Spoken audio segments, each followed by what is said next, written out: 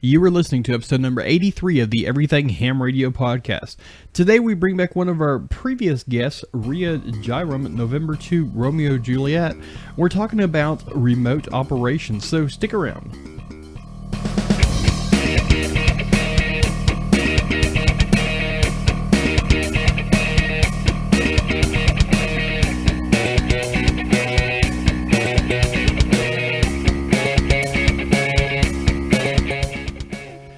Hey everybody, welcome back to the Everything Ham Radio podcast. My name is Curtis, my call sign is Kilo 5 Charlie Lima Mike, and I am your host for this podcast.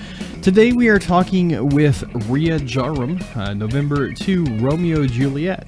If you remember back in episode number 76, we talked about software-defined radios with Ria, and she was nice enough to come back on and talk about remote operations.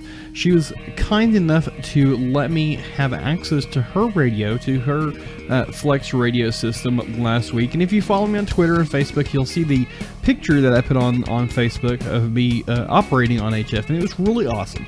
I mean, it was honestly, it was the first HF contact that I've made in probably 15 years or so, since like 2000 or something like that. 2001 maybe at Field Day was probably the last time I made a contact on HF. So it was really cool, and it was really neat to see the new technology, the new way that things can be done, and operating from someplace other than here in Texas, where I've lived pretty much all my life. You know, I was operating in her station, and she's in Sussex County, New Jersey. So I was going over the internet from my hometown here, or my local area here, across the internet to New Jersey, and then out over her radio. And so, I mean, it was really neat. I made a couple of contacts. I made one guy in Tennessee, and I think one in Illinois. And it was great. It was really neat, really awesome system that she has. And I'm sure that there are others out there that have done remote operations and that have awesome systems as well. But this was my first chance to play with it, and we talked about some of the things that her system can do and that Flex Radio can do. And I learned that basically any radio that can have a USB card connected to it can be done with remote operations. So that was really cool.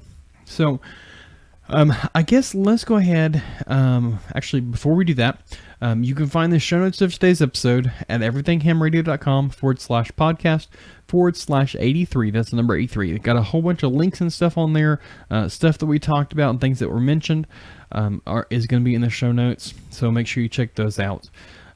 You can find me on Facebook at facebook.com/groups/everythinghamradio. I'm on YouTube at youtube.com/everythinghamradio, and on Twitter at K5CLM. So I guess let's go ahead and get to the interview with Ria, and let's talk about some remote operations.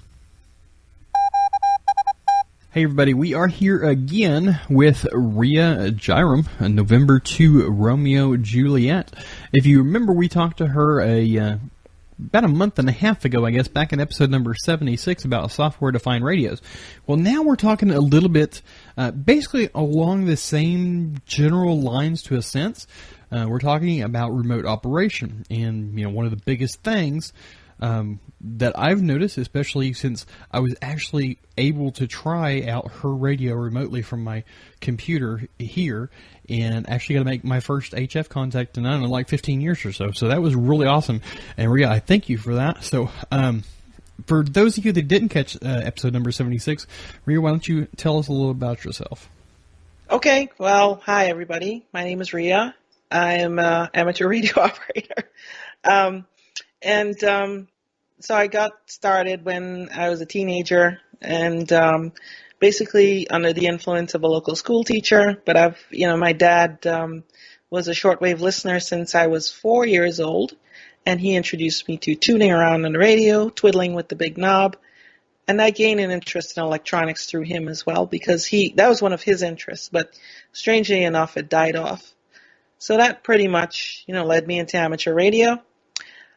I used to actually, my Elmer, Tony 9Y4 Alpha Lima, because I'm originally from Trinidad and Tobago in the Caribbean. He used to actually go into the magazine shops and the bookshops, and sometimes he would see a circuit diagram and he would jot it down on the back of a napkin and bring it back. And he would say, Ria, why don't you try to build this? And I'm like, okay. And I carried home, and, my dad had a whole assortment of junk box spare parts, and I'd build it and bring it in, and, he'd try it out. And you know what? It worked it was pretty good. And he kept that experimental spark going. And he basically led me toward getting my license, and I got my license, and I've been enjoying amateur radio. This is my 20th year, and I'm really glad to be in this great hobby. Lots of friends and lots of technology, just the way I like it. There you go. Well, you're not too far behind me. I think I just passed my 22 last month. I've had my license. I've had mine since '95. So you're not too far behind me. And yes, it is an absolutely awesome hobby. There's everything to learn. Hope if you're bored with amateur radio, you're not finding stuff, because there's a lot of stuff to do out there. If you get bored with one thing, you try something new. And this remote operations that we're going to talk about today can kind of maybe spark that interest a little bit. Like here, from what I'm figuring out here, I have a really high noise floor because of potentially some high transmission lines that run through my property. My house is supplied basically right parallel with my wire, so I'm thinking that maybe I have some electrical interference that I'm trying to figure out and trying to get around. But remote operations is potentially the way for me to go here in the future.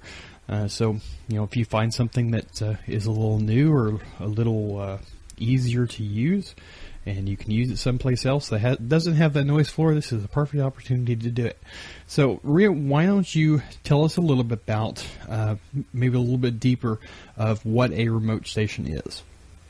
Okay, so let's start from the beginning. So back in the old days, you'd have the way to get online, basically before the internet even, was that you would take this telephone modem and put suction cups. You remember that, Curtis, where you put the suction cups in the modem? Yeah. Oh, yeah. We have to do that like every month at work, doing a TTY test, and you have those little suction cups that you put the phone in. So, yes, I remember that very vividly. Right. So the tables have turned. Back then, you used the audio to carry computer data. And even though you still do that on amateur radio, today you're using the internet to carry amateur radio audio and amateur radio signals. So we're reaching an interesting stage in amateur radio. You have the internet, where we have broadband connections up to gigabit in some areas. I think the phone company just said they're going to be installing gigabit fiber lines here. Definitely not here. It's in a lot of parts of Texas too. Yeah, from what but I heard. Not here. No, I'm pretty well stuck with dial-up, I think, here. Oh. I actually have a fiber optic line running on the opposite side of my fence line that goes between two of the cities that I live between, but I can't access that, which really stinks, and I don't understand why. Because there is a junction box literally right next to my driveway. Why I can't get it? Well, that's terrible. But why I mentioned the phone modem and why I mentioned the fiber connection is that, now there comes a point where you can actually place a ham radio station somewhere where you have a low noise floor, where you have and access to real estate for antennas. And then you can go back where you are in the city, in your city apartment, or even if you're like me, you do it from work, or you have it on public transportation. Every Wednesday morning I actually check into a YLNet remotely while I'm on my way to work on a bus, on a New Jersey Transit bus. I bet you get some weird looks at your way. What in the world is that lady talking about? Well, it brings me to why we have remote operations. So number one, you have people living in RF polluted areas. You have people getting older, and they're not able to manage a full station anymore. And then you have people who, like me, have to work for a living, and you go to the office, and then the rare DX, of course, comes on while you're at work. So this kind of sparked my interest in remote operation. where I was looking at the DX cluster and I saw all this DX at work and I'm thinking, you know, I really need some way to get all that DX while I'm at work. So I actually set up, initially I had set up remote operation using bits and pieces of software. Initially I had set up a program called Ham Radio Deluxe. I don't know if you ever heard of that. So basically Ham Radio Deluxe was a client and server where you have software running on a computer near the radio, and then you run the software remotely, and it gave you a screen where you could basically change frequency, and then you could also adjust things like transmit power and other parameters on the radio.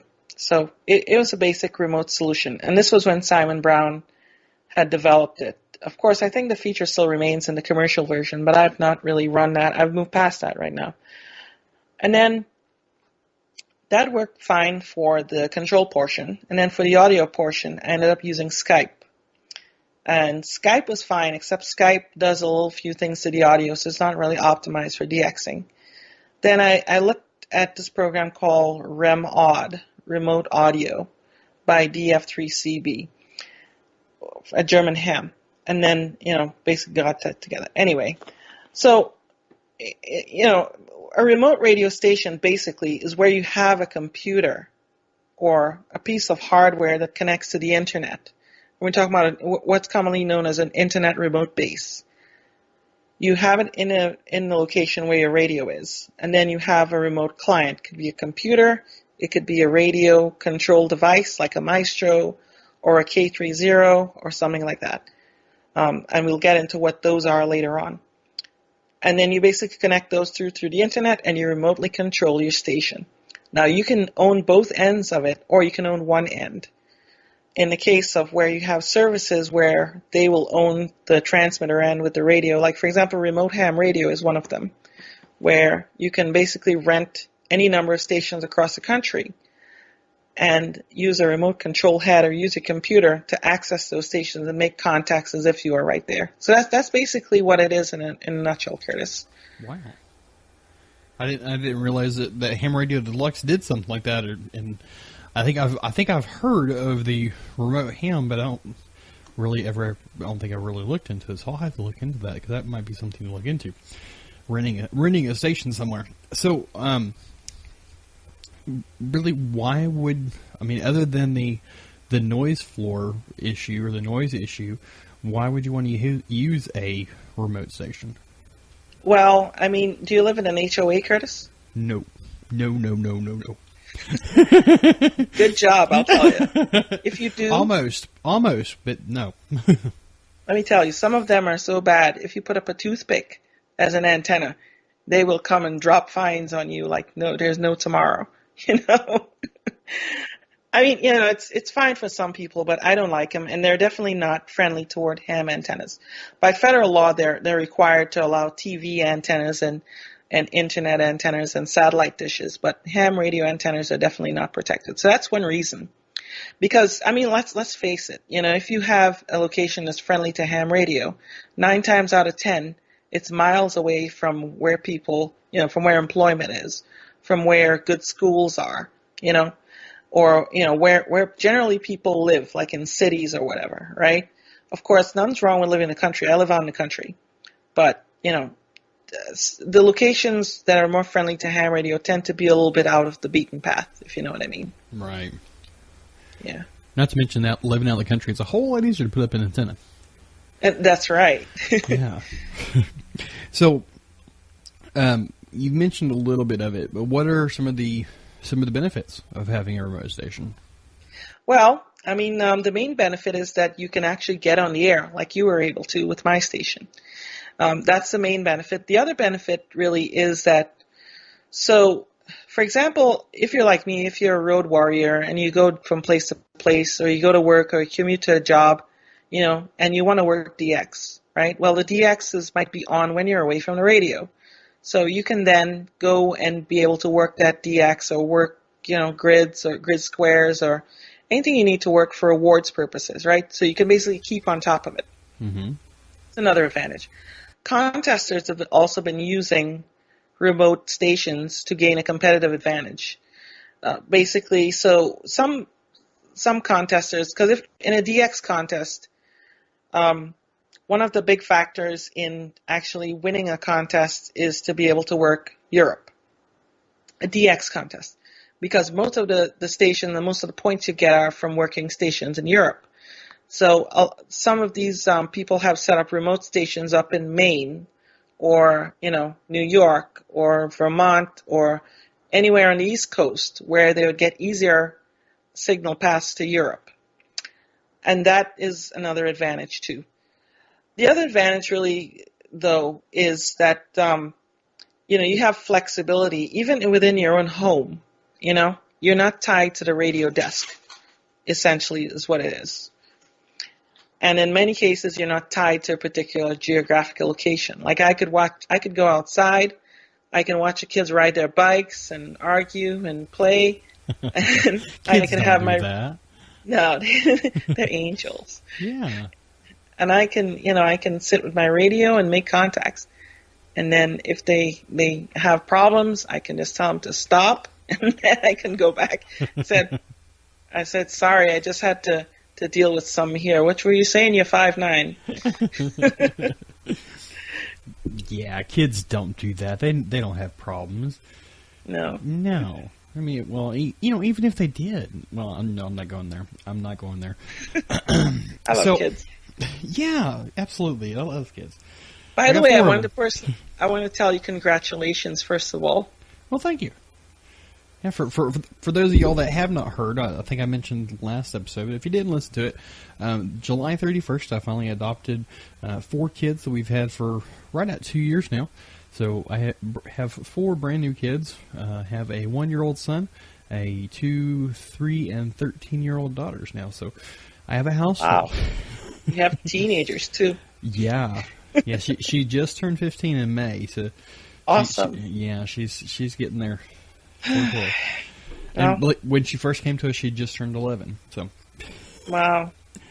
Well, that's great. Family is great, and I really do. I feel happy for you, Curtis. Thank you. All right. It's been a blessing, that's for sure. So let's flip the coin a little bit on this on benefits. What about some of the drawbacks of having a remote station? So some of the drawbacks are, if you have your own remote, they're pretty much none. Just kidding. There are some drawbacks, though. If you operate a station primarily remotely, and I believe you said you listened to the podcast on Ham Radio 360. Now, my friend Mike, VA3 Mike Whiskey, he has his station remotely and out of reach. So if you operate remotely and something happens that you need to reboot something, right? Because you never need to reboot anything, ever. No. Especially when it comes to computers. You're out of luck unless you've made plans to do that remotely, right? So you need to be able to have remote control of every little thing. And I experienced this when I was in Argentina a few months ago. I had to call home and tell them, please reboot the radio because it's stuck, And then since then I've made provisions for that. I have like a Raspberry Pi with relays that I could turn the radio off and on if I need to. But, that is one thing you have to take into account. The other thing you have to also take into account is that locations that are good for radio don't tend to have good internet. So you might have a few problems with audio quality, or you might have a few problems with, actually getting internet in the first place. It might cost more, it might be lower bandwidth, and you have to deal with those sorts of challenges.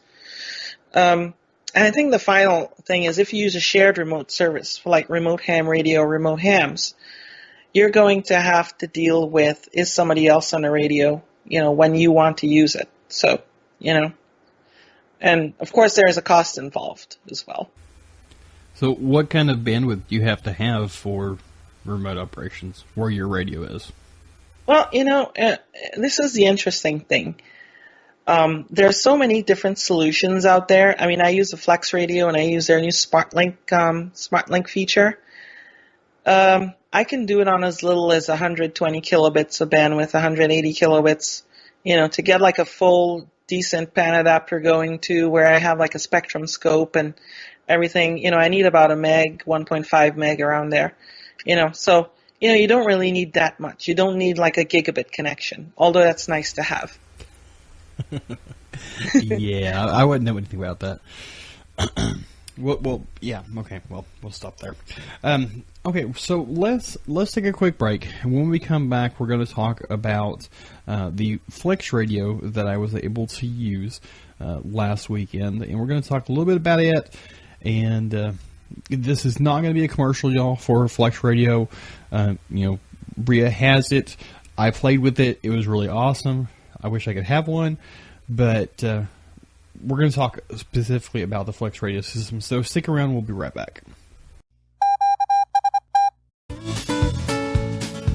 Do you have an old-fashioned voltage or amp meter hooked to your station?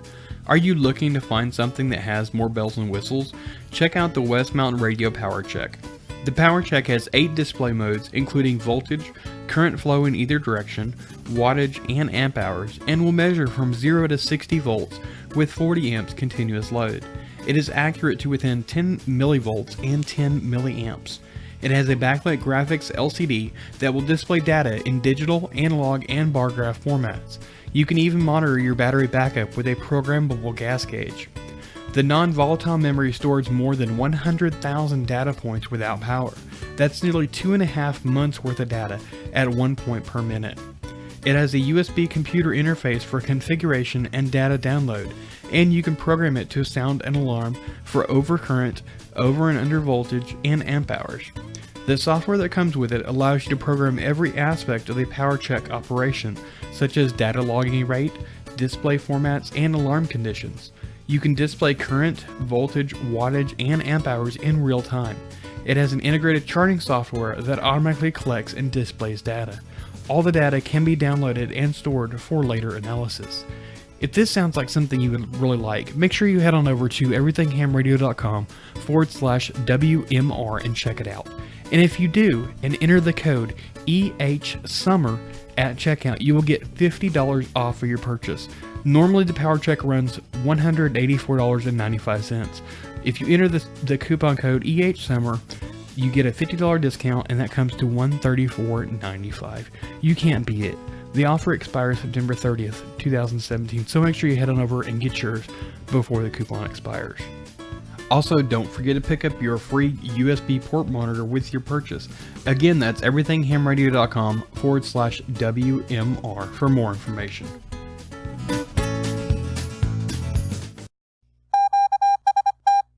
Alright, y'all, we are back with Ria. We are talking about remote operations. In the last segment, we talked about basically what it is, and I told y'all we were going to talk about the Flex radio system. Now, Ria was nice enough to let me use hers about a week ago or so, and if you follow me on Facebook, or in the group, or on Twitter, you saw a little picture there of what my screen looked like. And I tell you what, it was absolutely awesome. I had my computer, I had my little headphones on there, I pressed my mouse button to transmit, and I didn't have a problem at all. Wow. The only issue that I had, and we're going to talk about that here probably in a little bit, was the antenna. I had to have Ria move the antenna, so hopefully she has plans, and she's going to talk about how she's going to have that fixed to where maybe next time I use it, I can move it myself, and I don't have to keep her up until odd hours of the night. I was talking about that with a friend who actually let use the radio.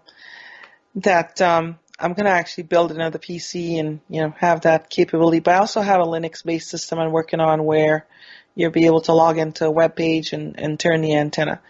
So all that's coming, and all that's interesting part of the remote technology. But let me ask you, Curtis, what kind of signal reports were you getting?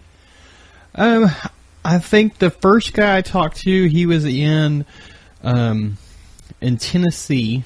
About 50 miles or so north of Nashville, and he gave me a 5.9 with 10 over. Right. And the second guy that I talked to was in,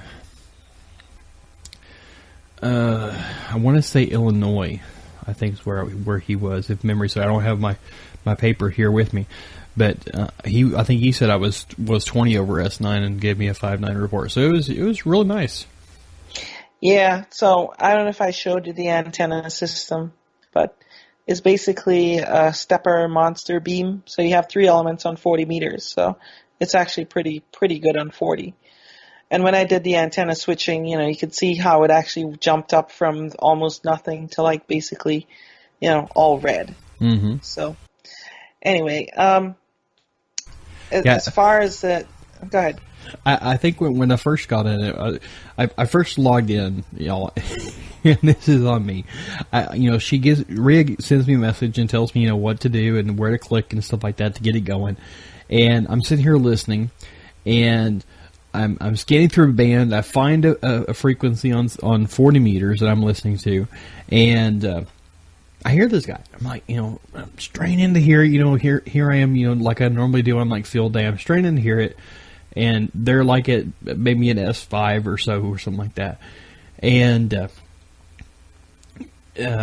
I mentioned something to her, can you turn the beam or whatever? And she's like, well, first off, you need to select the 40 meter side because you're showing up on the antenna's tuned for 6 meters. So I clicked the button for 40 meters, and the signal jumped from about an S3 to an S5 on the S meter to about 10 over, 20 over. So it helps if you click on the right slice that you're doing it. Yeah. So as far as the actual system goes, what he used was the SmartLink, which is the new feature from Flex, where it's basically the first time that a major radio manufacturer, or even any radio manufacturer, has had a complete turnkey solution for getting remote operation. And full disclosure, I'm an alpha tester with Flex, so I basically get to test the new versions and help them iron out all the kinks in the software. And my good friend Marcus, DL8MRE in Germany, he actually developed the iOS portion. So this means on an iPhone or an iPad, you can actually control the radio and talk through your iPhone and iPad and have it come out on the air. So this is this is exactly what you're using. Now, remember, first you had to log in with the screen with the username and password, mm-hmm. and then basically Flex will broker the connection, and then it basically, once the connection's set up, it's between your client, the computer, and the radio, and that's it. And Flex is out of picture. So, yeah. So you don't have that extra latency in there when you're talking. Well, yeah, it doesn't. It provides the advantage of direct connection, and you don't have to pay for like a relay service, right? Mm-hmm. All you really do for, and it's including the cost of the license, that you have the service that allows you to broker a connection between a radio, and then it goes peer to peer after that, and then it provides some challenges in terms of some firewalls might pose a problem. Like there are people who are using internet providers that do what you call NAT, which is where they basically don't give you a public IP address. They give you a private one, and that could pose a problem. But I mean, otherwise, feedback, has been great. I mean, people really like that they could just get on and go remote, and they take their iPhone. If they get an alert for DX, they could pull out their phone and work the DX and put it back in.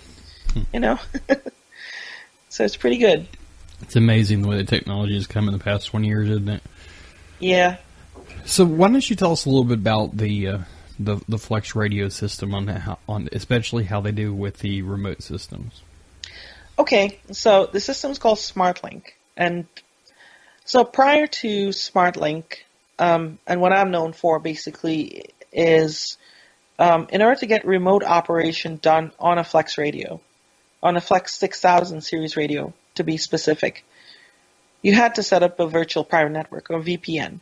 Now the VPN basically allows your remote device, like a remote computer or an iPhone or an iPad or whatever other device, a Mac, to think that it's on your home network. So you have like a tunnel that's tunneling through and connecting to your home network, and then you connect locally as usual.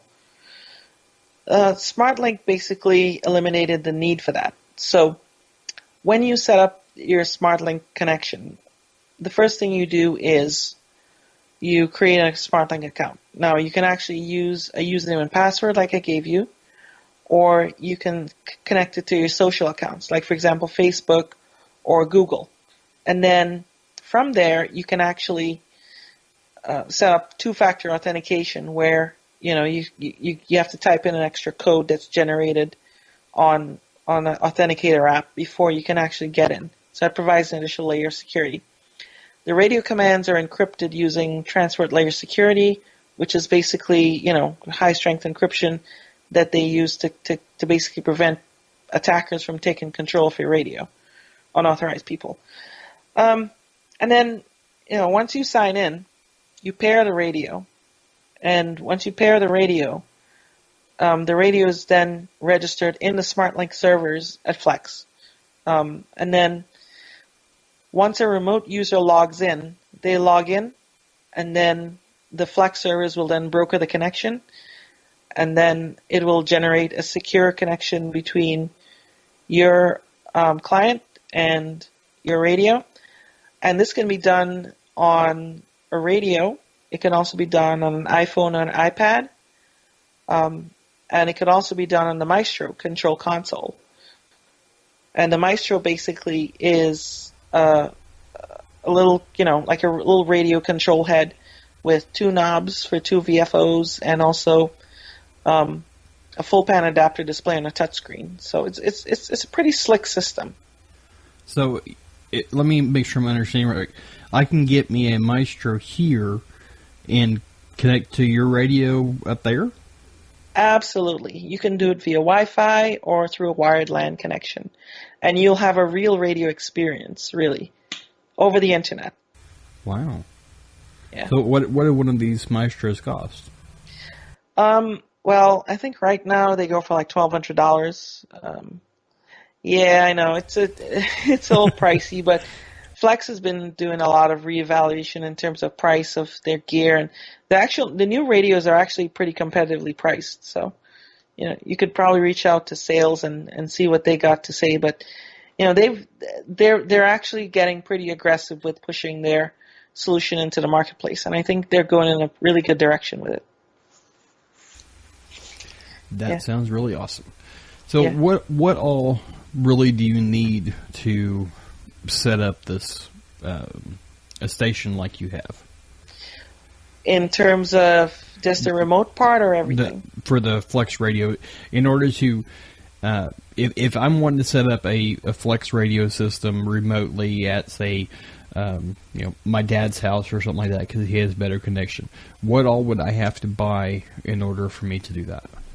With SmartLink, okay, so if you just plan, this is just a radio portion of it. All you really need is just a radio at his end and your client computer on your end. If you want to go the most basic, if you want to do the most basic setup, you just get like a Flex 6300. You can get them used now, pretty cheap. Or you can get the new Flex 6400 or 6600, or you can get the big one, the 6700, like what I have, which is the top of the line one. And then you just put that there. You set it up in SmartLink. You do the registration, like I mentioned. And then, you go back home and you connect via the computer like you did to my radio, and you play radio. And that's all there is to it. Now, is there any kind of, monthly fees that you have to do to use your system remotely?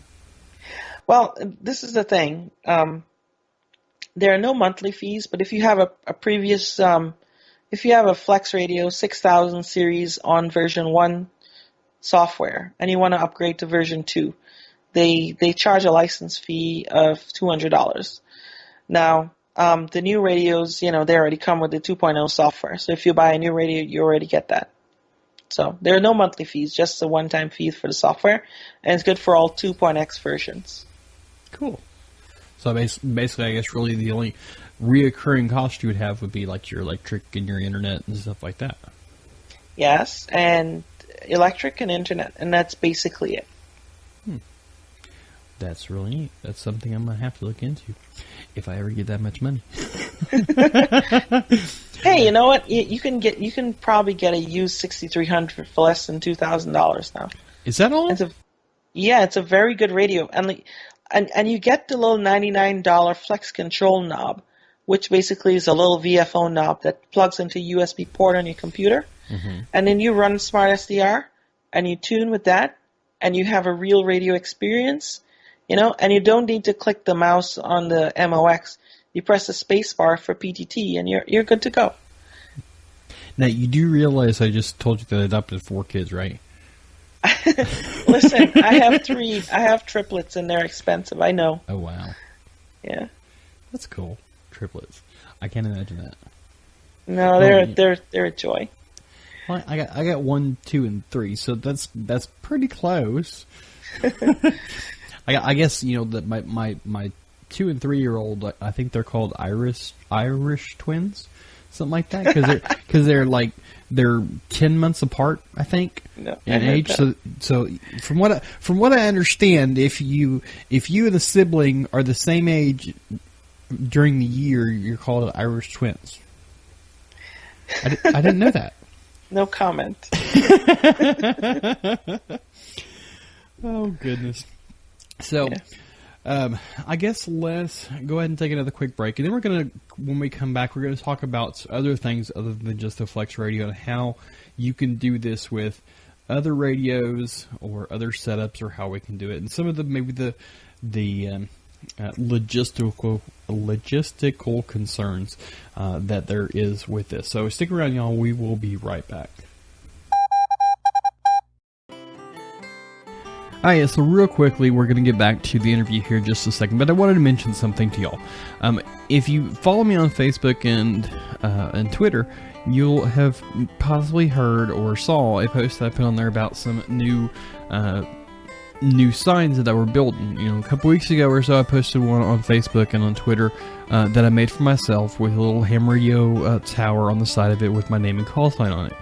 That was my first attempt. I have since done 3 other ones. I made one for the guys over at Ham Radio 360 as a thank you for all that they've done to help me and my podcast. If you remember back at Christmas of last year, I got a package from them with a brand new Audio-Technica ATR 2100 USB mic. And ever since then, it's been, even before that, I think we were, friends, and Kale and George and Jeremy have just been awesome with me. George and Jeremy came on the show back in episode number 77, and they have just been a great help to me in all the questions that I have. They've been more than happy to answer, so I wanted to do something special for them. So I made a sign, much like I did for myself, but I did it with their names and call sign, and rather than the ham radio antenna like I did for mine, I did it with the 360 logo. And I'm going to post pictures of it on there. There'll be at least one of them in the show notes of today's episode, and I'll put them on Twitter and Facebook and stuff. But I'm going to be selling these things. I'm going to start selling signs. I'm going to start selling some desktop nameplates, which I'm still working on. That's my next project. Hopefully my next days off I'll be able to work on that.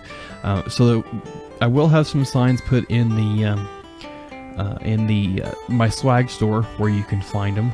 So you can find that at everythinghamradio.com/store. And I have some other things in there as well. I have some mouse pads, a coffee cup. I can get travel mugs. I can do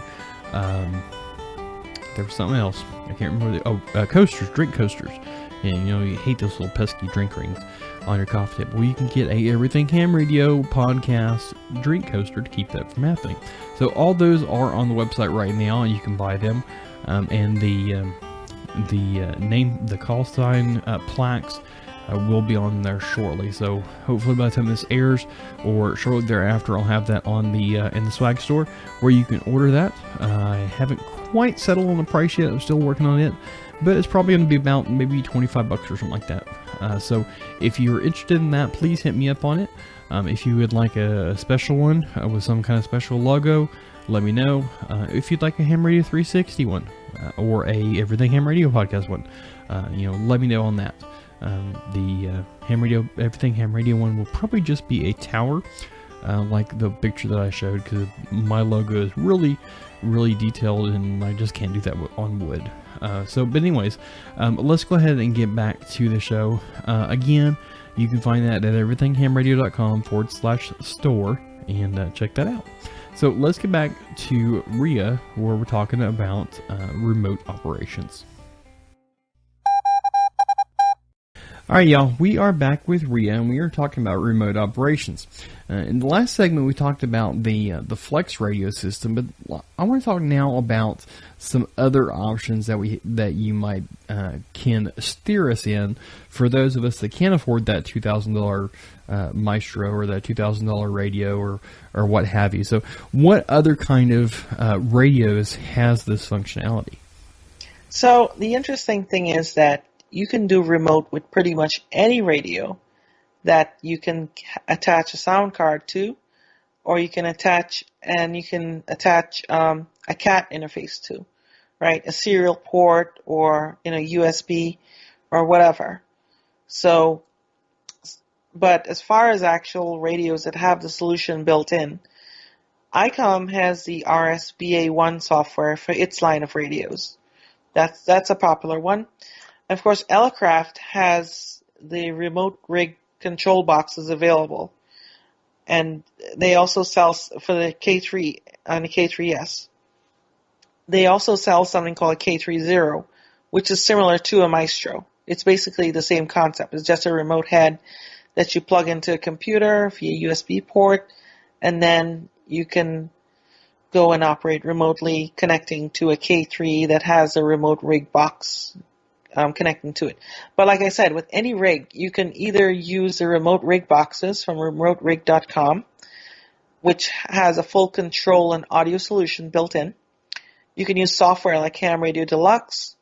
You can use software called Remote from Remote Hams, RCF Orb, right? ORB meaning Online Remote Base.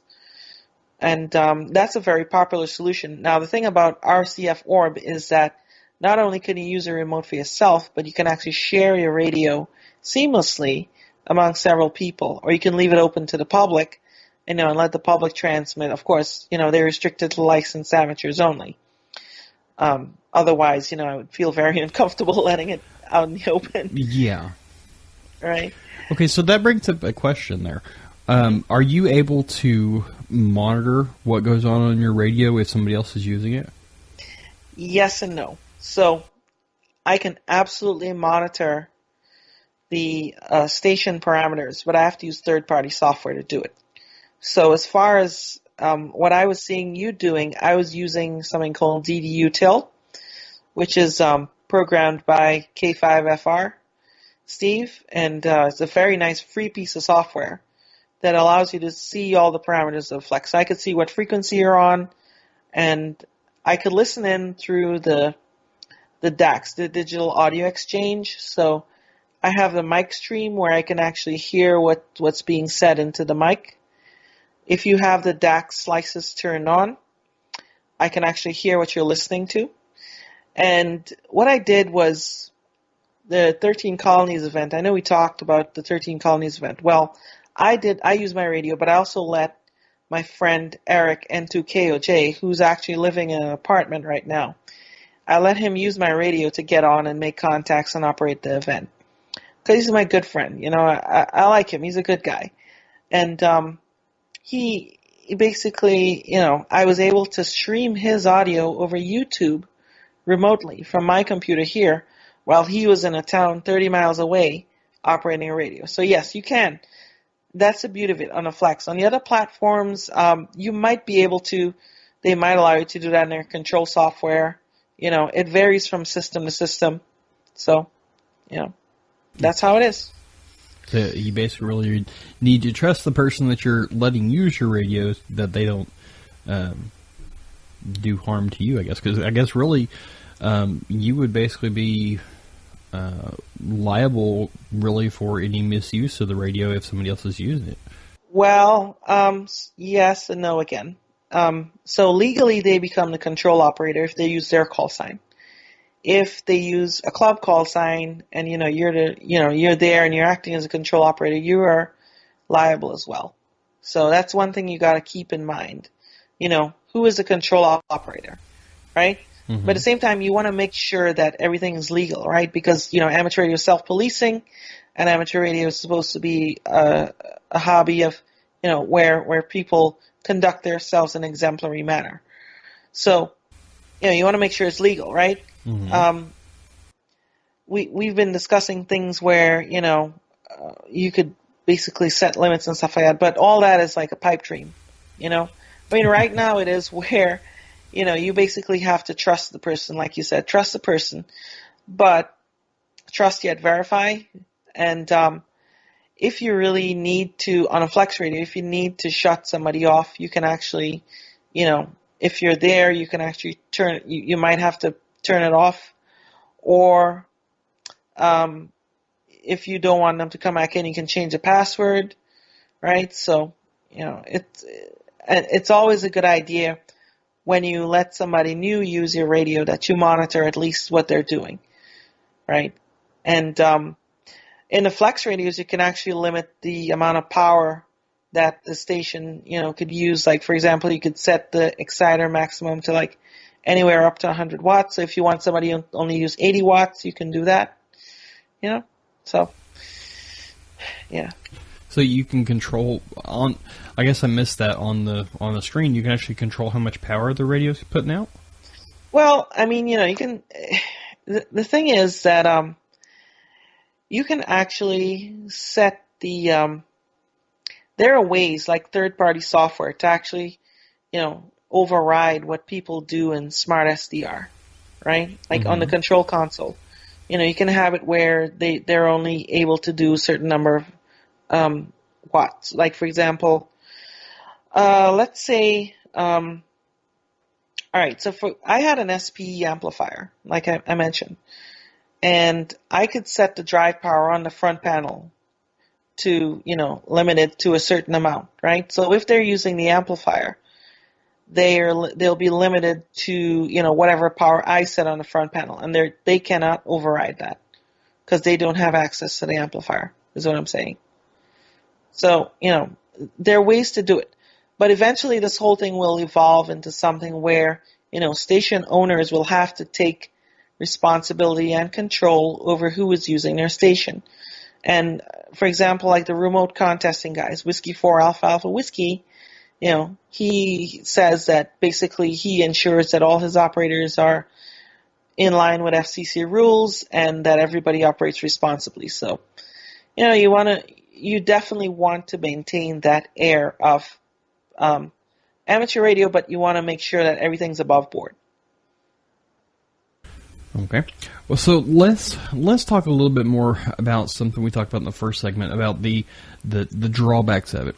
What are some things that you can do to help where you don't have to make that hour drive to your remote station, or in the event like you were talking about where you were across the in another country and had to call home? What are some ways that you can make it where you can shut the power off, or change antennas or stuff like that? So as far as changing antennas, there are a bunch of remote solutions that allow you to do that, to control rotors and control antenna switches. For example, 403A has the Antenna Genius and the Antenna Genius software, and then you have also the GH Anywhere from Green Heron that allows you to remotely control rotators and antenna switches as well. Now, you can also do something called Remote QTH, which basically is software that runs on a Raspberry Pi. You can set that up, and then you can set up relays to switch things off and on. And in the Flex radios, you can also set up USB cables with, to switch things individually automatically with changing different bands. Like, for example, if you want to switch antennas, if you go to 80 meters, you can automatically set that up. Or if you want to be able to reset the radio, you can have I have something where I have a Raspberry Pi and I have scripts that I use that I log in to the Raspberry Pi. If I need to reboot something, I just run that command, and it'll reboot when I need to reboot. There's a solution called Remote QTH where you can do that basically in a GUI, in a graphical user interface, so you don't have to fiddle with command line stuff. And, since a Raspberry Pi has the built-in capability to drive relays and, switches and all that stuff, it's very easy to set up. And that's basically, how you keep things fail-safe. Now, one thing you can also do is you can also get like one of these web switches that actually, you plug things in with AC power, and then you could just basically get a web interface to deal with that. My friend, also a Flex user, Howard, KY6LA, he has one of the web switches, and he likes that solution a lot. I might look to invest in one too. Because I can just imagine, me having a station like that, and the internet router frees up, or I lose the internet connection and I'm transmitting. Is my radio gonna lock in transmit mode? Several things like that. I think about. It's like, okay, so what would I have to do to overcome that? And another thing you do is that, like if you're driving a train, you have a dead man switch, right? Mm-hmm. So, it'll stop if the operator is not, aware. So basically what the radio has is after 15 seconds, if it doesn't receive a command from the remote thing and you're transmitting, it'll shut off. It'll shut off the transmitter, right? It'll unkey the radio. So Flex has a timeout set for 15 seconds by default to basically shut off the transmitter if like, for example, a client disconnects due to bad internet or something. So, and that's a safety fallback. You need to program those into your system as well. Yeah.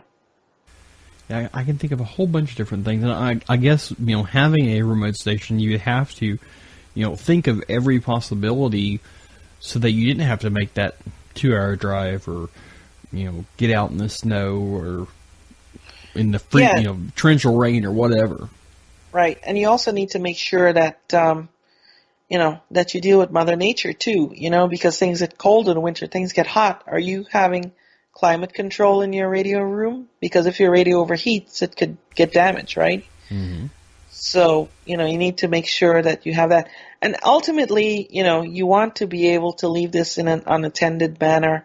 And you do that basically by having several fallbacks. You have your Raspberry Pi, you have the web switch, you have, some people even have backup systems where they ring a telephone and they're able to do something. It goes back to the days of repeaters, right? The repeater owners were able to have UHF links, and then some of them had fallbacks with a telephone. Mm-hmm. Like they call the auto patch line and they type in some, DTMF tones, and they're able to shut off the repeater if somebody's jamming it or something. Right. Yeah.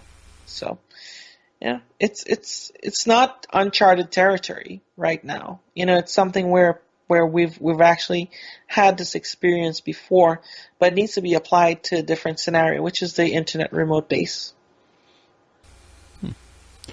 Very interesting. So,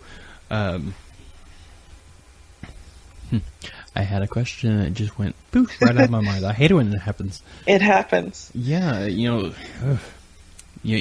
get older and it just kind of, I forget things, and I hate that. Yeah, I'm not gonna. Okay, so anyways, back to what we were saying. So, you can use pretty much any radio as long as it has the Ethernet connection. Not Ethernet, as long as it has audio. So you use the sound card interface. That same sound card interface you use for digital modes, right? Like your PSK31 or FT8 or JT65. You can use that to feed audio remotely using software like RCF Orb, right? And that could get you online. And then you have a control interface for your frequency data to allow people to remotely tune the radio. And that's it. So could you do it with like a VHF UHF radio that has like a data port on it? You can if you can get it. If you can get a sound card interface, and if you have some means of controlling the radio, yeah, you can do it definitely. Interesting. I don't know why you necessarily want to do a VHF UHS, but I guess you could 2 meter sideband or something like that you could do, or 6 meter sideband, something like that. Well, I mean, I do 6 meters remotely. The Flex, my 6700 has 2 meters, so I can do 2 meters remotely. And if I wanted if I had an amplifier attached to it, that I could talk on local repeaters for. But with the dynamic with VHF, UHF, FM operation is a little different now, since you have remote linking, and then you have these new digital radio technologies like DMR and D-Star and all that stuff. So, things are a little different there. Yeah. The internet has changed things a lot since I started in this hobby, and I'm sure there's probably those of you out there that are listening that have been in this hobby a lot longer than we have. And you remember, the old tube type radios and stuff like that, where this, I'm sure maybe you did something like that back then. I know she mentioned earlier on the Ham Radio 360 podcast with the guy that George was interviewing, and he's had his remote station for something like 20 years or something like that. And it's a very interesting interview, guys and gals. I highly recommend that you go over and listen to that. It was this last week's episode. They came out last Tuesday, so if you haven't listened to that, I highly recommend that you go and do that. So is there anything else that we haven't covered about remote operations that maybe somebody would need to know about? Well, I can tell you this. We talked about how to get on, using CW and SSB and all that stuff, but if you really just want to get quickly a remote operation going, if you have your PC that runs the digital modes like FT8 or JT65, you can set up something like TeamViewer on it. And then all you need to do is log into that, and then you can control the interface remotely. Just leave the radio tuned, and presto, you have a way to make QSOs outside of home. Outside of the radio's location, physical location. So, there's always a way. You don't need expensive equipment, but the more expensive equipment tends to provide a more cleaner and neater, more refined way to do it. Yeah, I guess you could do something, like with PSK31, where it only has basically one frequency. You remote desktop into a computer or something like that, and you can do that. That would work. I never really thought about that. And you know what? I started off doing that too at one time. I think I worked nearly all my VUCC remotely, like that. Believe it or not. Okay, so that brings up a question. I think this is actually what I was going to ask earlier. What kind of, I guess maybe limitations, or is there any special way that you need to ID or anything like that as far as ham radio rules or FCC rules are concerned for a remote operation? So as far as the FCC is concerned, if you're a U.S. licensee, you do not need to identify any special way. And, you just, like, for example, your W5 CLM, right? You just identify it as W5 CLM. It would be good if you tell people that you're operating remotely from XYZ location, right? Or you're just operating from XYZ location. Mm-hmm. So they don't look you up in QRZ and assume, well, yeah, I'm working Texas when I'm really working New Jersey, right? Right. That's one thing. But the other thing is that the FCC rules don't really allow foreign operators to operate using their call signs like portable, using CEPT privileges. This has been subject of much controversy, but, ARRL came out and basically said, no, they can't, that type of operation is not permitted. So you can't just say like, I don't know, W4 stroke G1 ABC and, if you're a UK station. But you know what? Anybody can get a U.S. license. So that's less of a problem than it really seems like it is. Mm-hmm. As far as awards go, the XCC has adopted rule changes that make remote operation 100% okay for awards. So, for example, if you use a remote station, as long as you use one within the United States, it can apply for DXCC credit. So, all of these organizations have basically amended their rules or adopted rules that clarify that yes, using remote operation is okay for awards purposes.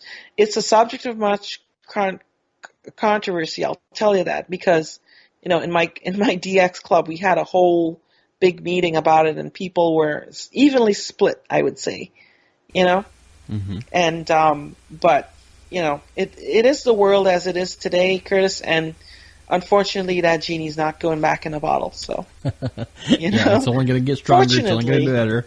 Yeah. Well, you know what? I used to view it as, well, it's not real radio, but after a time you look at what people are, and like people like you made your first HF contact in 15 years, and you're looking to get back on the air, which is good.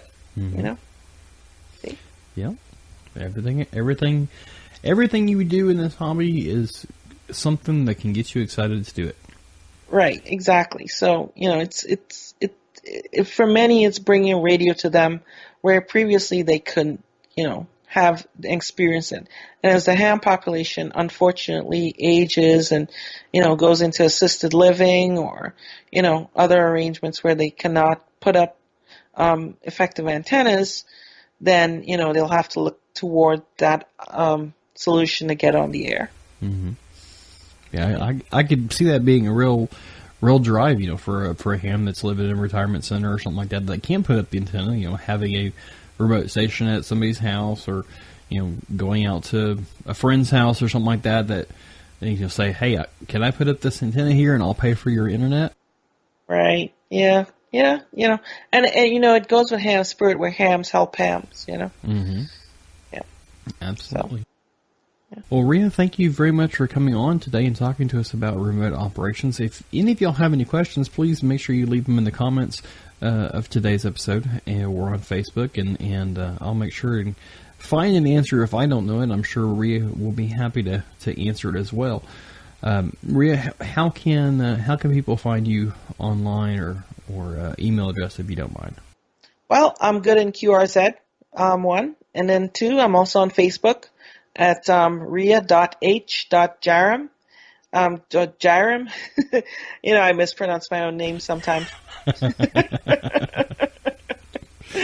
But, I'm there on Facebook. I mean, look, I'm also in the Facebook group. So if you're in the Facebook group, if you haven't join the Facebook group. And I'm in there, and then, you can even send me a friend request. I try to keep my timeline interesting. I post a lot of radio stuff. I post a lot of kids stuff. And, just general going on. I try to keep the politics off of it, though, because that gets people heated up. Yeah. Yeah, politics and ham radio. No, politics and religion are two things that I steer way away from when I'm dealing with ham radio. Right. Yeah. That's the way it should be. Yeah. Well, Ria, thank you again for coming on. I greatly appreciate it, you coming on and talking to us about this, and hopefully y'all learned something new today. So I guess we will go ahead and sign off here. So, all right, have a good night. You 73, too. Curtis. All right, y'all. Well, that pretty much wraps it up for this episode. And once again, I want to thank Ria for coming on tonight, or in this episode, and talking to us about remote operations. We had a pretty good talk, and I learned quite a bit. Especially, I had no idea that you could use another type, basically any radio that had a possibility of a sound card connection can be used for remote operations. And honestly, I never thought about using, like PSK31. Setting your radio on frequency and doing a remote desktop into your computer. I never really thought of doing something like that, but that is definitely a easy entry-level thing, because you can get free remote desktop software. It's called the Ultra VNC is what I use, and it's free. So I mean, there's ways you can do that. It's super easy to do. So I think it was very enlightening and very fun. I mean, I really enjoyed using her radio, making those contacts last week before last, something like that, when this goes live. So I learned quite a bit. I hope y'all did too, and I hope y'all enjoyed it. That pretty much wraps it up. So once again, you can find the show notes of today's episode at everythinghamradio.com/podcast/83. You can find me on Facebook at facebook.com/groups/everythinghamradio. on YouTube at youtube.com/everythinghamradio, and on Twitter at K5CLM. If you like this podcast or any of my other podcasts, please share it with your friends. And if you would like to help support this podcast, there's some ways you can do it. You can make a one-time donation through PayPal. You can become a per-episode contributor through Patreon. Or you can simply shop on Amazon.com using my affiliate link. And you can find information on all those at everythinghamradio.com/support. I want to thank each and every one of y'all that have done that already, and for the donations that you've given, and for shopping on Amazon. I greatly appreciate it. And if you feel so inclined to, please go to that address and pick your poison, so to speak. Alright, y'all. Well, that pretty much wraps it up. So I'm going to go ahead and get off here and get inside to my wife and probably go to bed. So I will talk to y'all later, and until next time, this is K5CLM signing out. 73, y'all.